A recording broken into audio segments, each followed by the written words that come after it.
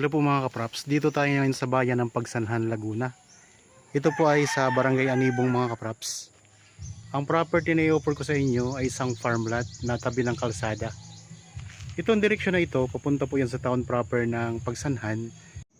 Nasa 12 minutes travel time po. Malapit lang siya mga kapraps. Ito po ay may bakod na semento dito sa harapan mga kapraps. Ang frontage nito ay nasa mahigit 50 meters. Yan, hanggang doon po mga kapraps. Meron tayong mountain views dyan. Ito po ay may malapad na gate na bakal mga kapraps. Ayan. Rolling po ang ang gate nito. Pasok tayo mga kapraps. Dito sa unahan mayroong tanim na mahogany oh. Tapos ang dami niyang mga tanim na mga puno ng niyog. At ito ang itsura ng lupa mga kapraps, ang ganda. Nababalutan na ng Carabao grass yung lupa. Ayan po ang boundary niya. May mga tanim din na saging sa gilid. Ang sukat po nito ay 1.3 hectares. Ang eksaktong sukat ay 13,019 square meters. Titulado ito mga kapraps. Meron itong boundary na ilog sa likurang bahagi ng property. May linya na dito ng kuryente at saka tubig. Tara, ikutin natin to. Yun pong bahay na yun, yun po yung tinitirahan ngayon ng caretaker mga kapraps. Tapos po, meron itong swimming pool. Ayun ang swimming pool dito sa loob ng property.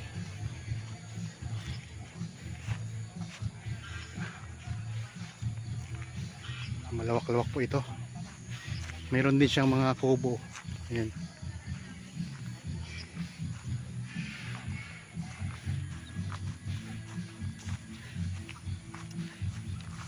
Ang Pagsanhan Laguna ay kilala po sa tanyag na Pagsanhan Falls mga kapraps.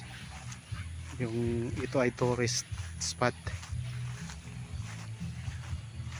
Tourist capital of Laguna po ang Pagsanhan. Puntahan natin yung swimming pool. Ang swimming pool mga kapraps ay siya, para naka-elevate siya mula sa lupa. Ang ganda ng ng mga Carabao grass oh.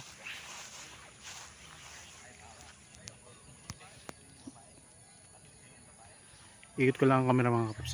Ayan mga kubo.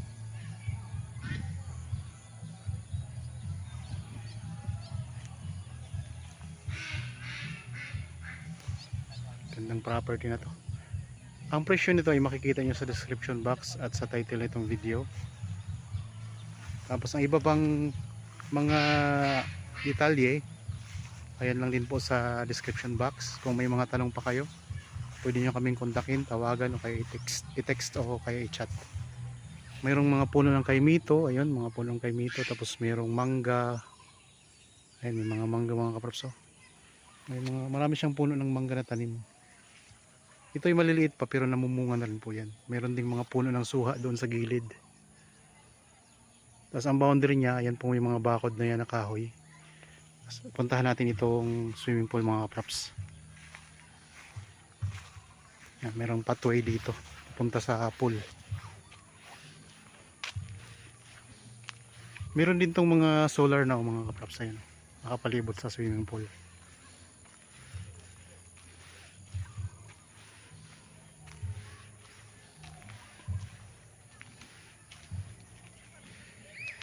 Ang ganda ng na to, area na to. Nakaka-relax dito, ang aliwalas. Pagsanhan Laguna mga kapraps. Ang Pagsanhan Laguna ay hindi po bahain. Kaya ayos to mga kapraps.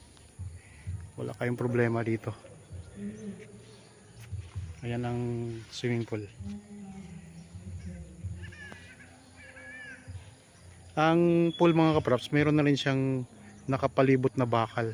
Ayan o. Yan. Yan, dito sa part na to mababaw lang siya.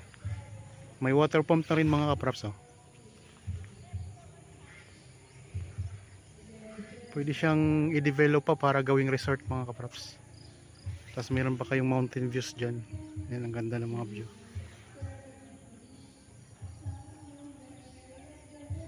May tatlo pala siyang kubo na kawayan, no?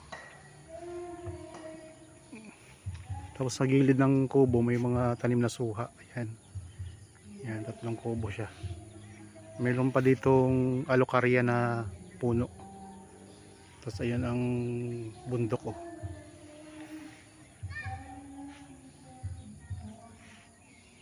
Yan, dito tayo sa bandang gitna ng property mga kapraps.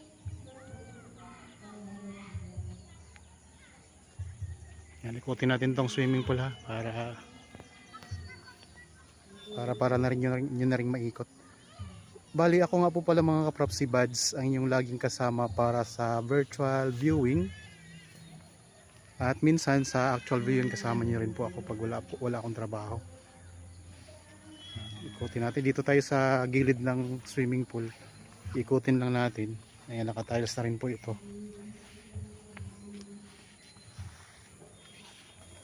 May mga mangga din mga kapraps.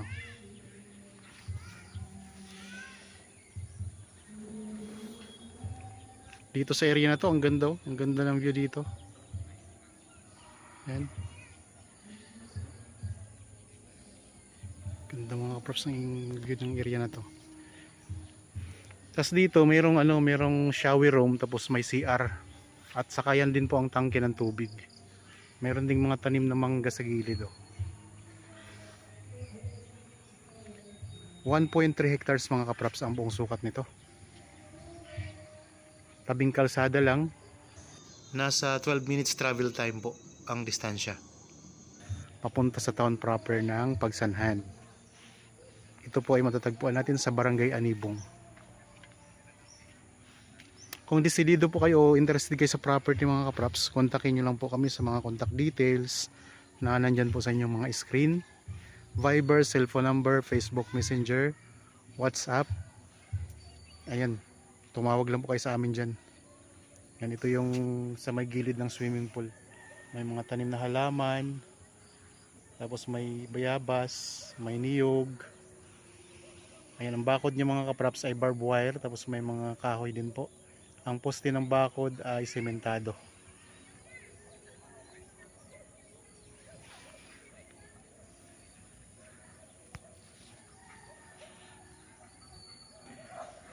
Okay, punta tayo doon sa may bandang ilog mga kapraps. Tabing ilog lang din kasi ito. Yan, elevated po yung yung swimming pool mula sa lupa. Ayun, para siyang nakahang. Angat siya mula sa lupa mga kapraps. Yan, ito yung pwede kayo dito maglagay ng inyong pagkain, mga lutuan, mga gamit. Yan dito sa part na to, sa area na to. Yan, may tangke din ng tubig dito. At may pathway siya na paikot sa swimming pool mga kapraps. Ayan, pathway na semento. Hanggang dyan ang boundary ng property. Yan, punta tayo dun sa may tabing ilog mga kapraps.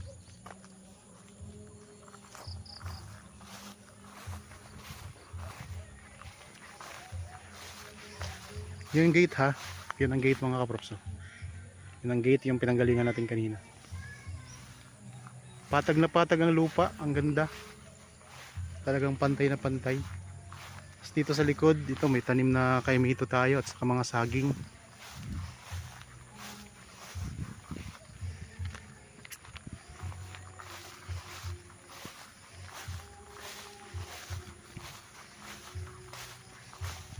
Puntahan lang natin yung tabing ilog. Okay, so diretso tayo mga kapraps. Ito pala isako pa ng property papunta sa ilog.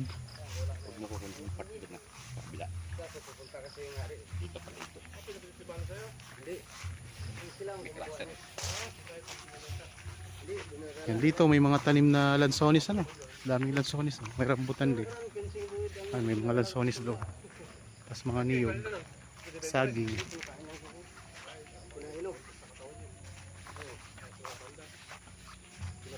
Hanggang dyan ang boundary, no? Yung boundary mga kapraps, yung bakod mo yan.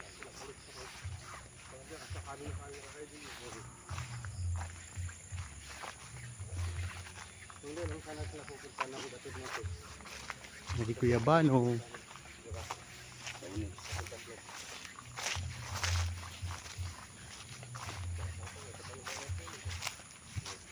Agang pamamukan ng nyug dito. Ang ganyan kita. Dami niyog.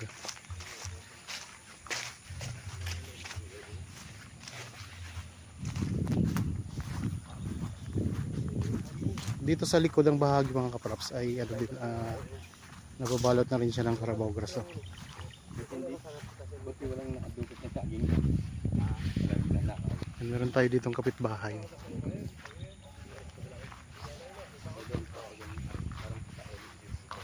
May bakod na siya palibot mga kapraps na mga barbed wire.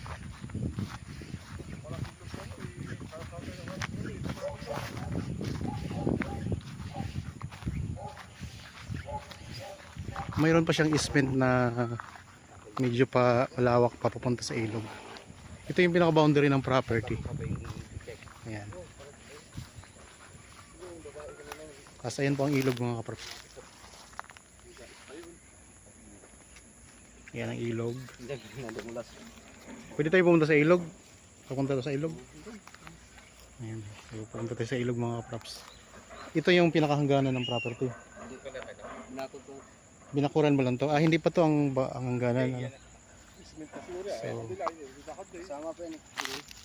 yun. Pero yung kay boss, hanggang 13,000. Hindi. Ano ba? Hanggang dito lang. Ismet na yan. Ismet na to. Ismet. Ito na yung pinaka boundary. Yes, baba. Ah, sa baba. Pero kasama pa rin yan. Isment na lang ano, property yan. Dito nadulas? Oo. Dito kanina dumulas. Ano yan? Lagkapakarpet. Oo. Ah, Yan dito mga props, pupunta na tayo sa ilog. Ah, dito. Bumagsak ka dito ganun. Isment na to ng ilog dito. Yan, isment na po yun ng ilog. Ang property ay hanggang dito lang. Saan? So ito na. Ito yung property, tas ito isment na ng ilog mga props.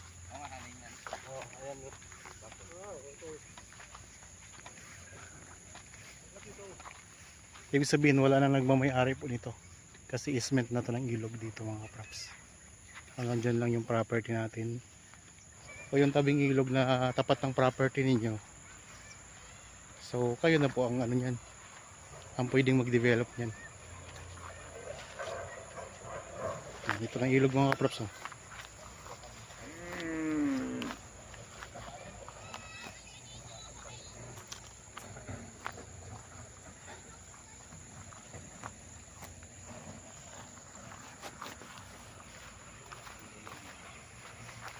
Ito yung Pagsanhan River mga kapraps.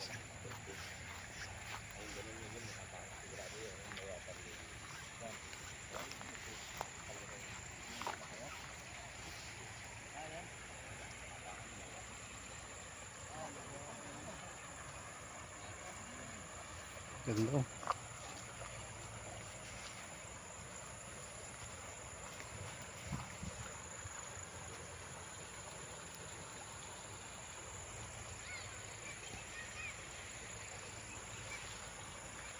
Yan, ito na yung pinaka boundary ng property mga kapraps. So isment, ito yung isment ng ilog.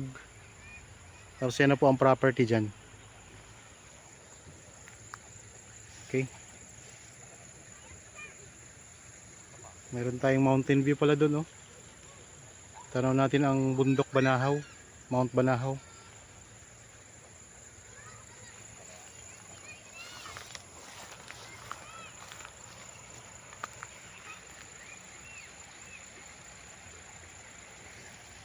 Maganda. Maganda ang property na to.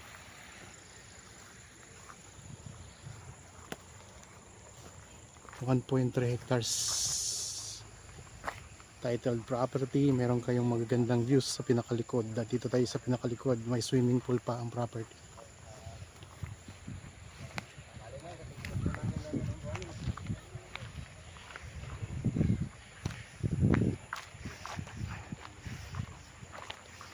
Okay, balik tayo dito sa taas mga props.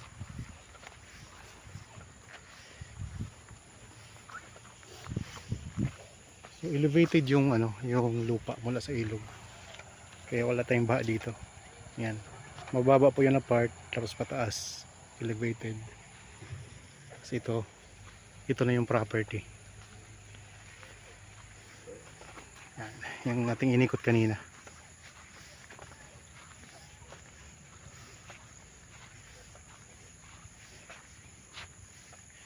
Mga mountain views, ang ganda.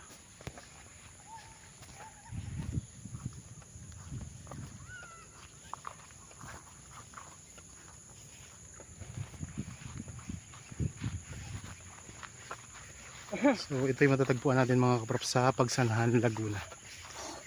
Barangay Anibong po.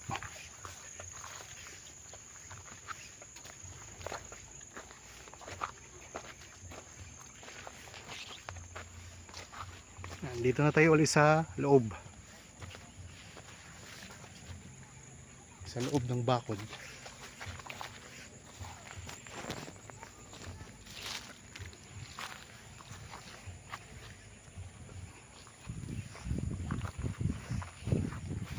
Sa pinakalikurang bahagi ng property tayo.